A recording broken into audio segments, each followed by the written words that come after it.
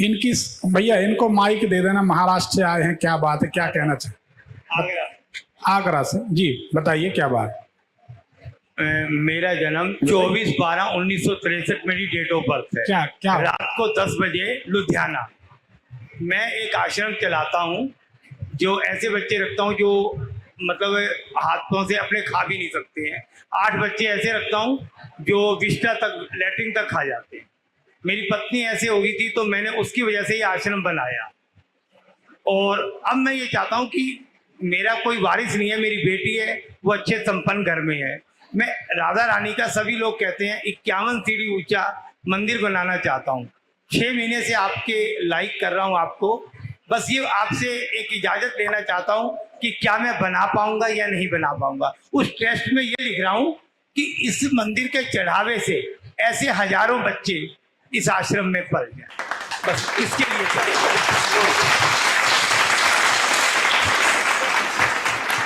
एक मन में सवाल उठता है।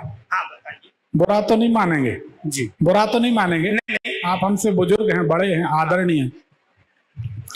51 फीट या 108 फीट, हाँ जी। क्या भगवती की, भगवान की मूर्ति बड़ी छोटी होने से उनके बल में, तेज में, प्रभाव में, कृपा में कोई अंतर होता है क्या? नहीं होता। नहीं होता। नहीं होता। फिर इसमें अपन क्यों पढ़ते हैं? आप इजाजत दे दें। नहीं, इजाजत नहीं, बुरा न माने। इसके पीछे मनुष्य का एक गुप्त रूप से अहम भाव छुपा होता है। क्या बात कर रहे हैं? हमारे यहाँ 51 फीट की मूर्ति, हम उस मूर्ति में चिपक के रह गए। हम गति नहीं कर पाएंगे, हम गति नहीं कर पाएंगे।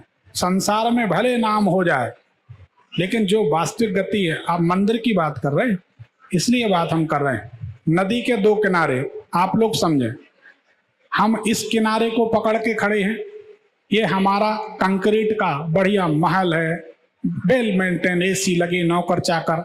इस महल को पकड़े, इस महल को हमने छोड़ा, बढ़िया कंक्रीट का एक सुंदर सा आश्रम बनाया। इस किनारे को छोड़े थे, इस किनारे को पकड़ लिया। लगे तो किनारे पे ही है, हम पार कहाँ लगे? सही।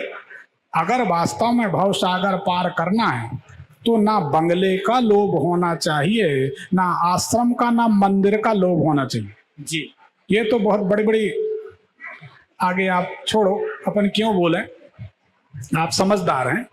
ये एक छलावा है अपने आप को धोखा देना। तपस्या की जाए तो राधा रानी की बिना मूर्ति के ही राधा रानी बोलने लगेंगी।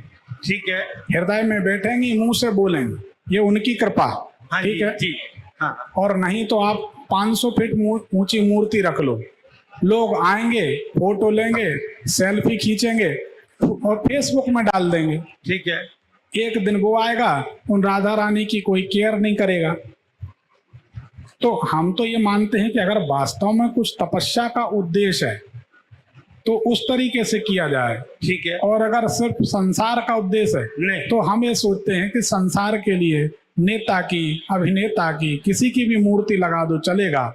संसार के स्वार्थ सिद्धि के लिए भगवान की मूर्ति का इस्तेमाल न किया जाए, हमारा ऐसा सोच। हाँ, ऐसा नहीं होगा, ये मेरा वायदा है। आपका वाक्य है। आप कितने साल हैं? मैं 70 साल का हो गया। 70 के हो गए। अब कितने साल हैं? मैं क्या बता सकता हूँ?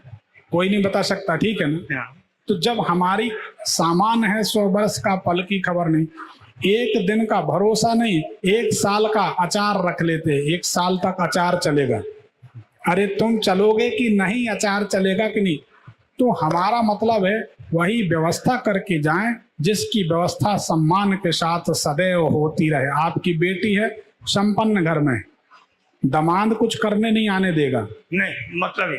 तो हमारे ख्याल से तो अगर आप इसकी बजाय, बहुत बड़े मंदिर, बहुत बड़ी मूर्ति की बजाय अपने तप और ध्यान पर अगर ध्यान दे लें तो जमाना पीछे पीछे घूमेगा।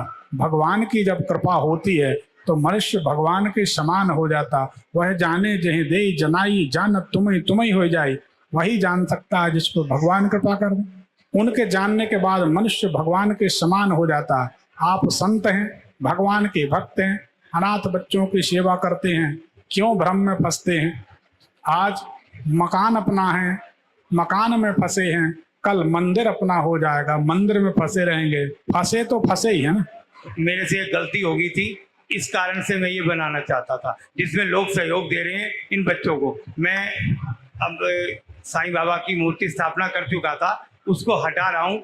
अब उस चीज को मैं कहाँ ले जाऊं? तो जो बनिए लोग आगे आए हैं और ब्राह्मण और मथुरा से जो लोग आगे आए हैं, तो उन्होंने ये कहा, तो मैंने एक ही निश्चय रखा 6 महीने से आपके पास आने का।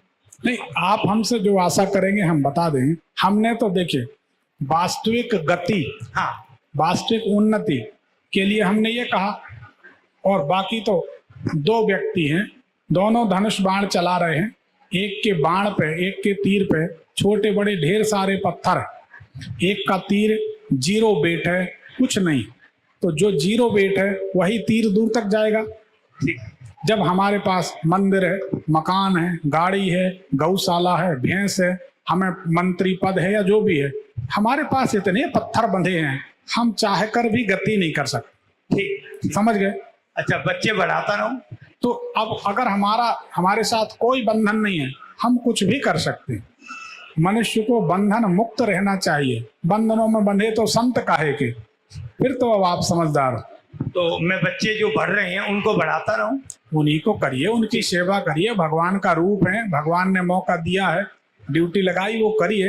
ऐसे ऐसे बच्चे आते हैं जिनको लगातार कीड़े पड़ते हैं और वहीं खत्म हो जाते हैं। अब वो जो भी है, जैसा भी है, वो तो देख लीजिए आप, जो कर सके। बाकी आप बाकी किसी के झांसे में आकर कुछ मत करिए, कोई कुछ करता नहीं है। ठीक है। बोल सब जाते हैं, कोई कुछ नहीं करता। दामाद कह के जाता है आपकी बेटी को खुश रखूंगा, दूसरे दिन से कहता है इतना पैसा ले आओ नहीं तो घर से भगा देंगे। जी। कौन आज वचन के धनी कोई नहीं बचे।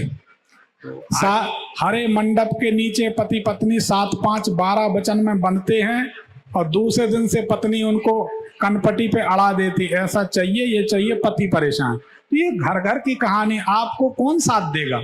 हाँ, मैं एक ही साथ दे सकते, उनका ध्यान करें, इस प्रपंच में न पड़े। ठीक। बाकी जैसा आप ठीक समझे। राधे राधे, राधे राधे। एक पर्ची निकाल लें।